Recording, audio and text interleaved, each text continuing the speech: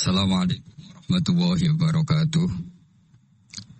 Bismillahirrahmanirrahim. Rabbi shrah li sadri wa yassir li amri wahlul 'uqdatam min lisani yafqahu qawli. Allahumma shalli wa sallim wa barik ala sayyidina Maulana Muhammadin wa ala alihi washabihi asmin amma ba'du. Yang sangat saya hormati Bapak Wakil Presiden Profesor Dr. Haji Ma'ruf Amin dan istri, semua pejabat negara yang saya hormati. Di sini ada Ibu Menaker Dr. Fauzia, Kapolda yang saya hormati, Korem, semua yang saya hormati, Ketua MUI Banten dan Ketua MUI Jawa Barat, semua yang saya hormati. Ini tak tanya dulu sama Pak Dokter, ini gimana pakai masker? Ini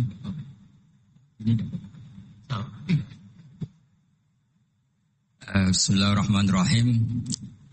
Saya syukur sekali diberi kesempatan sowan sama Kiai Ma'ruf, karena beliau juga mustasyar kami di PBNU, dulu mimpin sebagai Rois Am dan dekat sekali dengan guru saya Kiai Haji Maimun Zubair.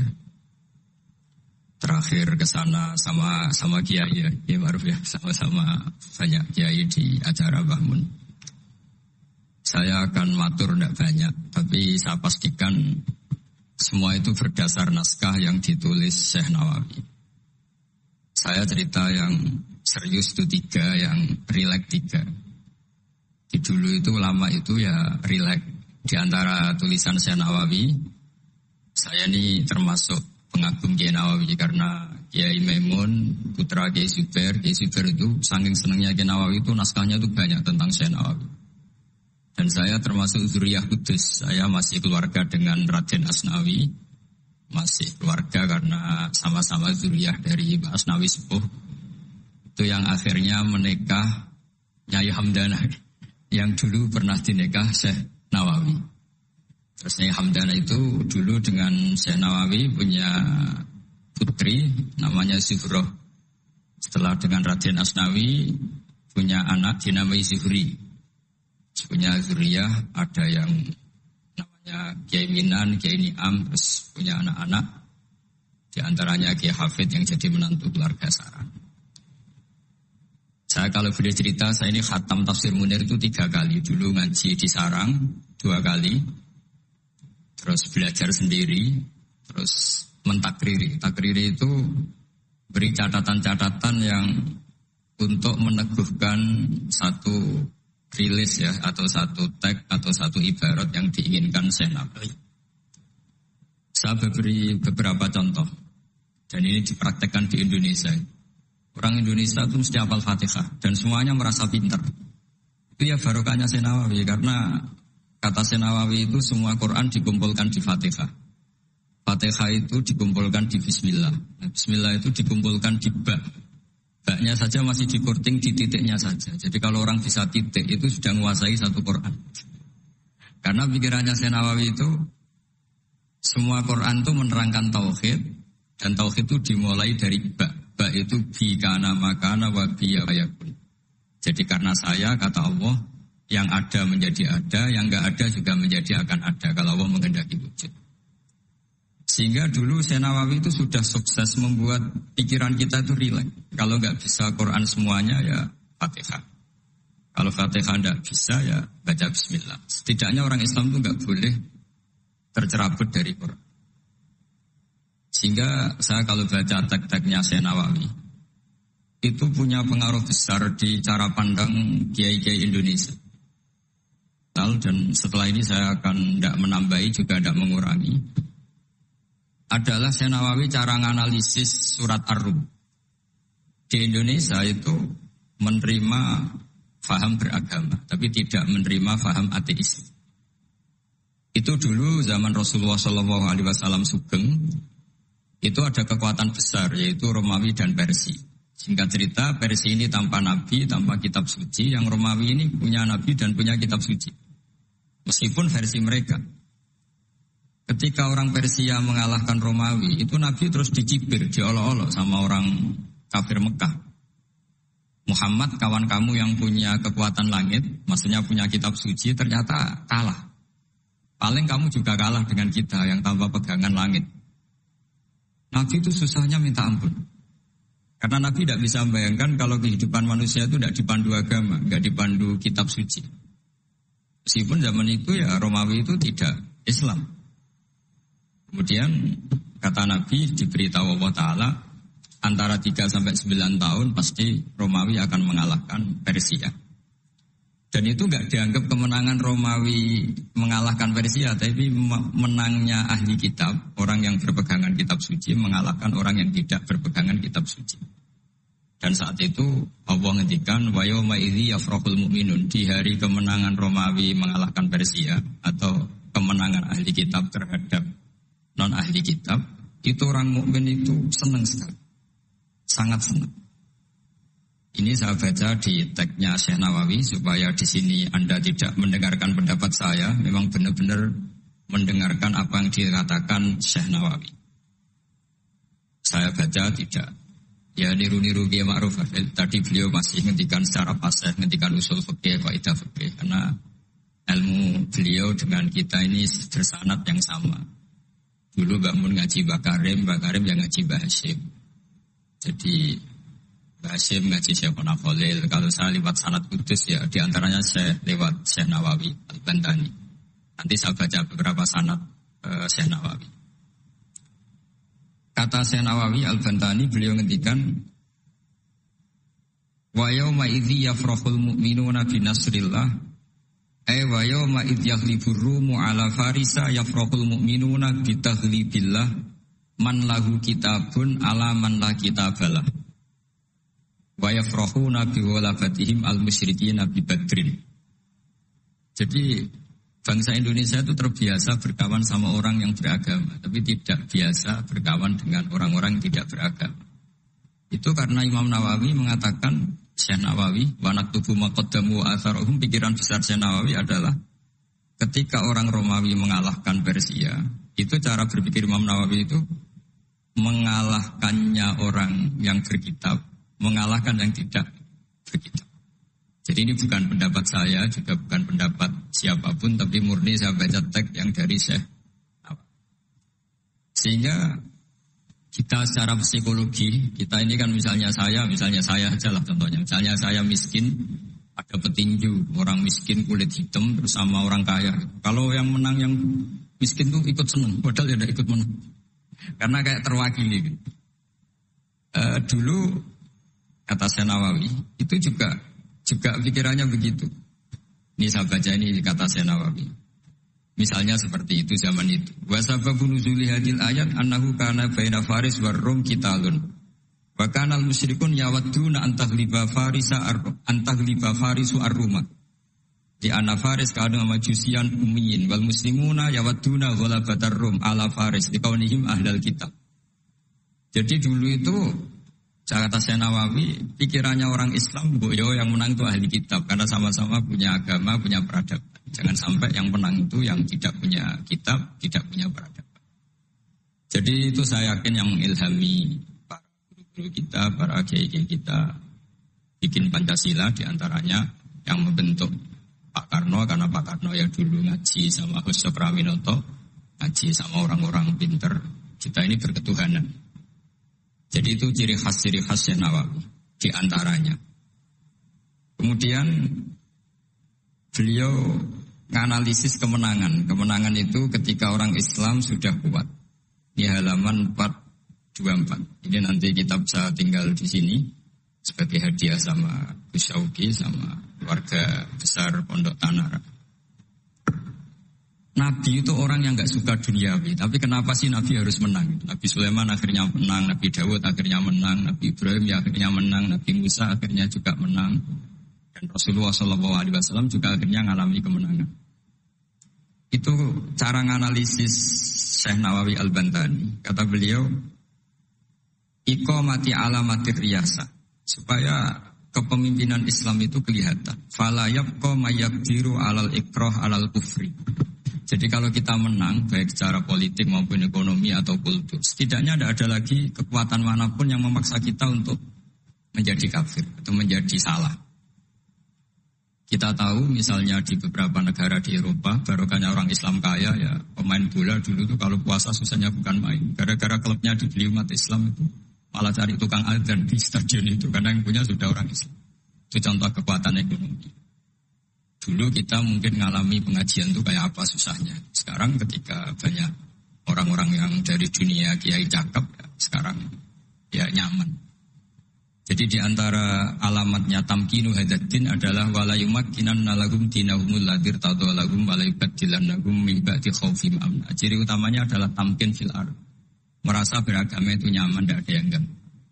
Itu zaman itu Senawi sudah menganalisis kenapa sih Nabi harus menang. Kata beliau supaya la yabqa mayaqdiru alal ikrah alal kufri.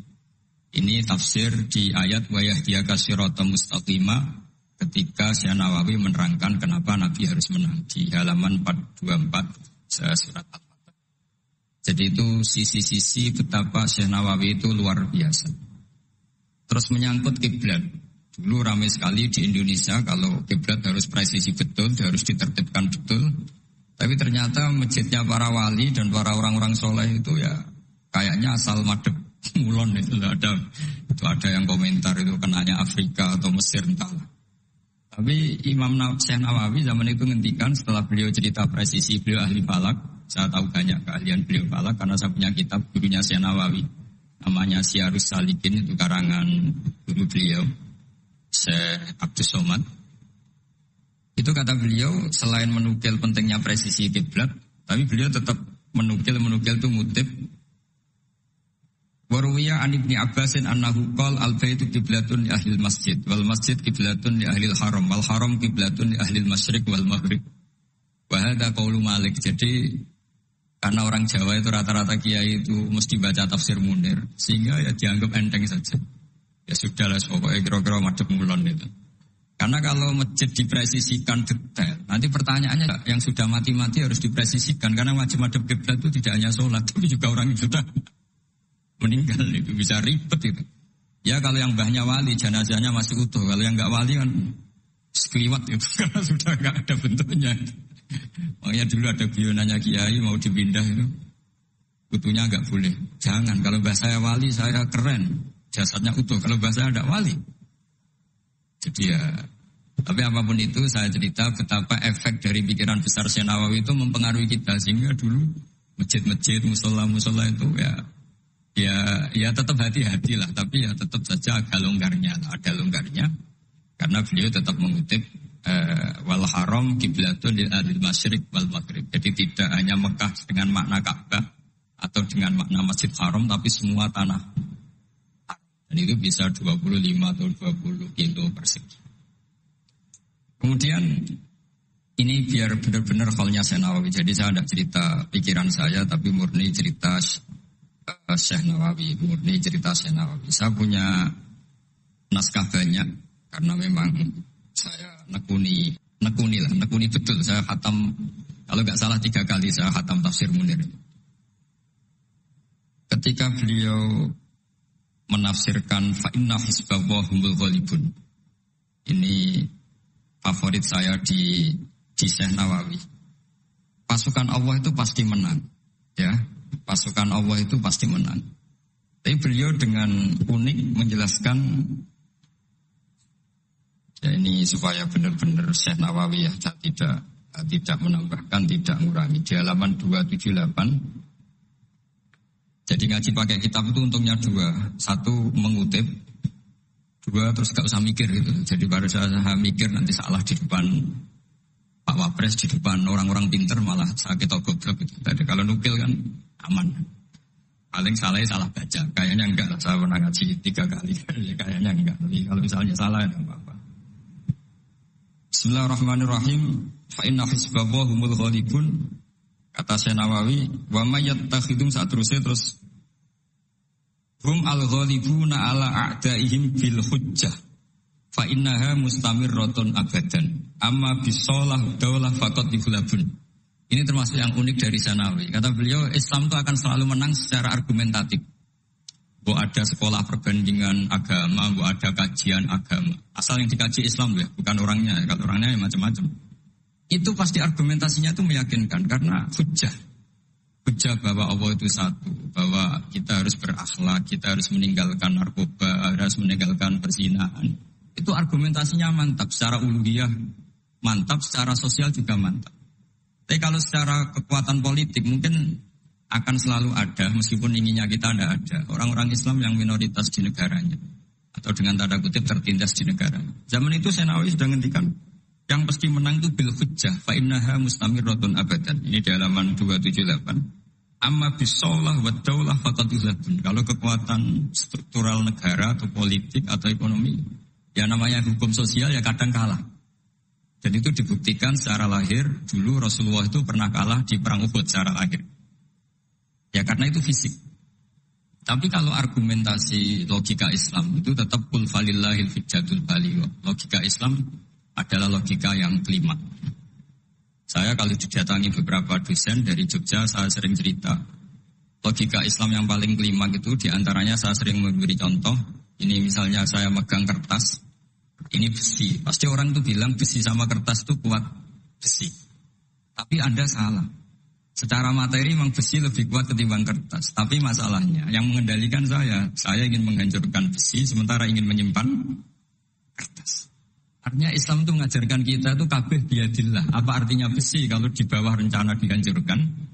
Apa lemahnya kertas ketika rencananya diabadikan? Ini pentingnya Islam. Artinya apa? Ketika Islam bilang al-amru biadillah, itu tidak bisa ditawar. Meskipun apapun kekuatannya tetap menang Allah.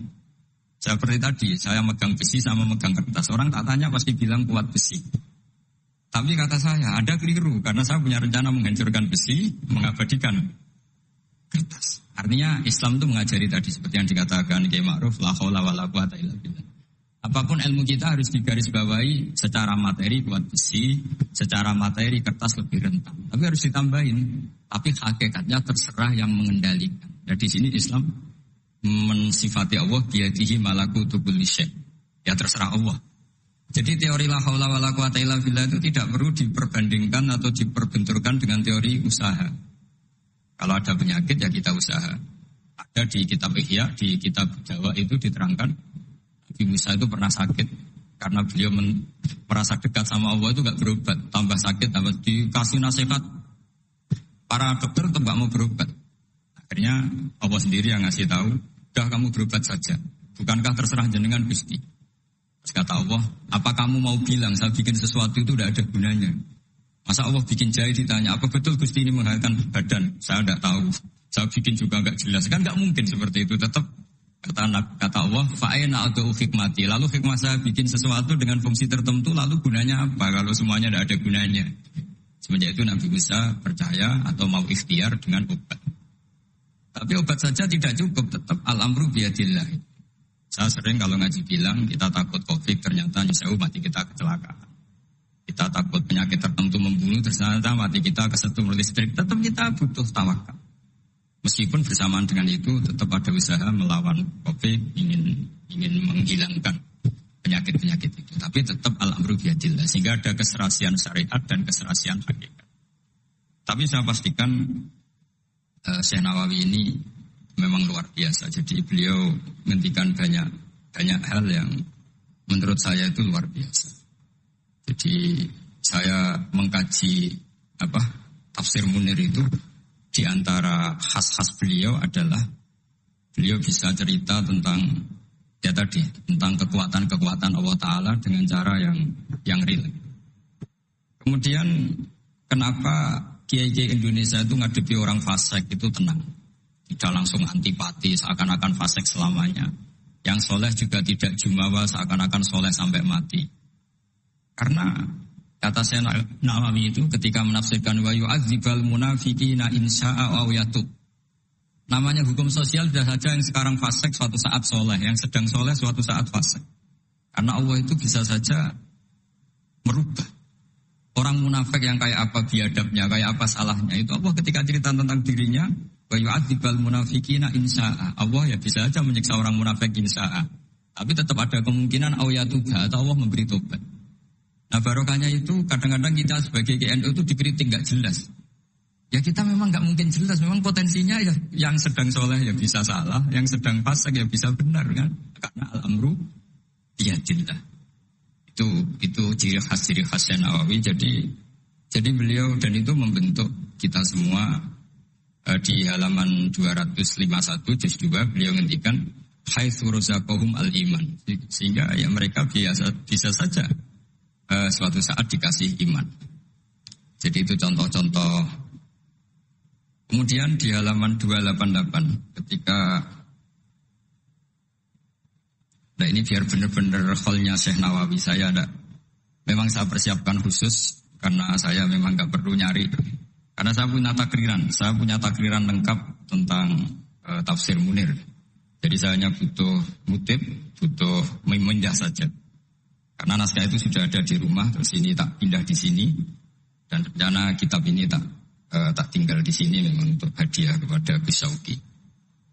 Ketika Syekh Nawawi cerita tentang wala tajidanna aqrabahum mawaddatan lil ladzina amanu ladzina qalu inna nasara. Jadi suatu saat di komunitas yang kamu adepin, itu kamu akan menemukan orang yang alyan. Alyan itu lebih rileks, lebih, ya cara bahasa sekarang mungkin lebih simpati.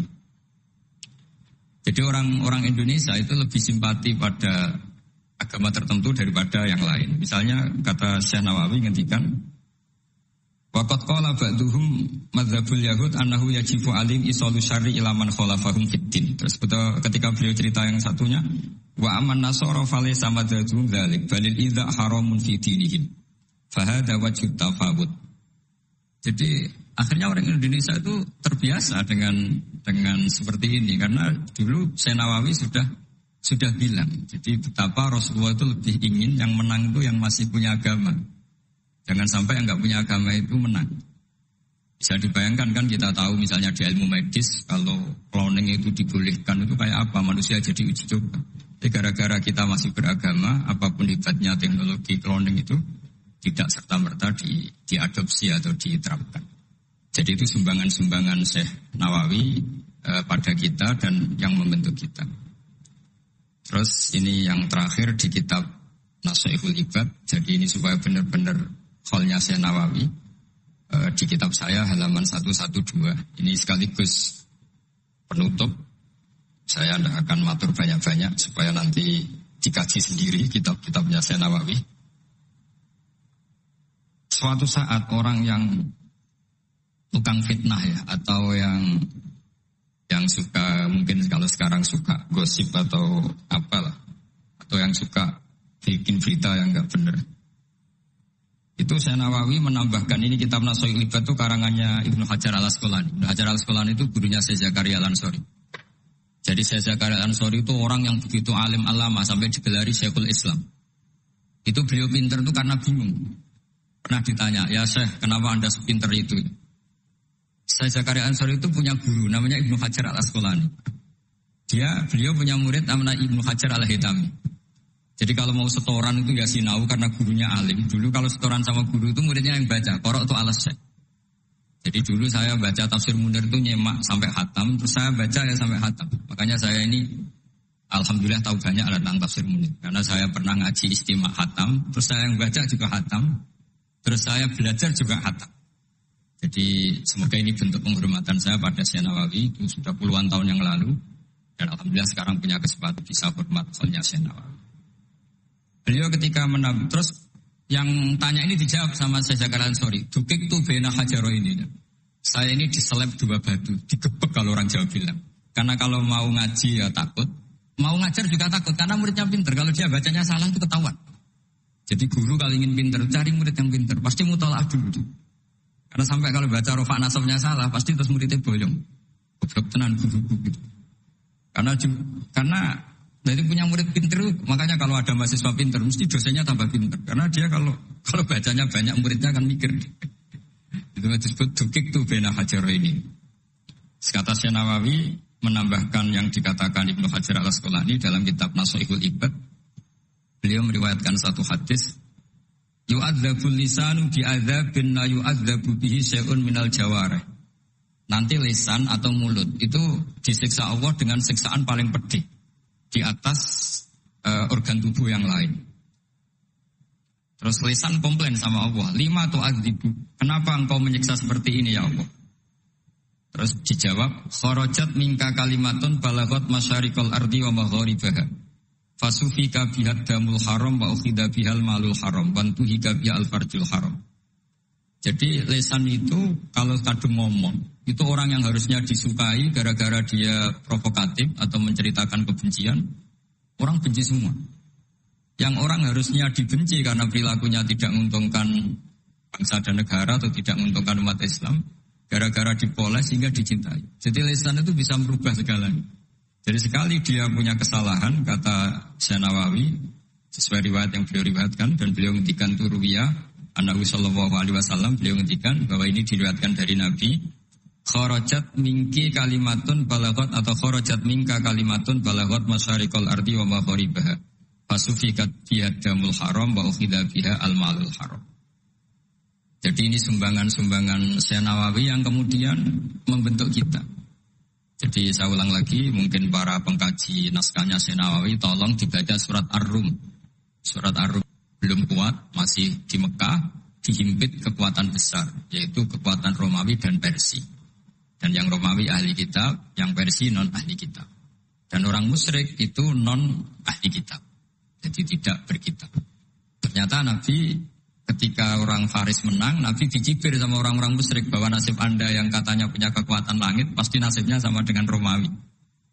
Tapi ternyata Allah akhirnya memenangkan Romawi, dan ketika Romawi yang menang, ini oleh Syekh Nawawi ditafsirkan kemenangan yang punya kita, apa?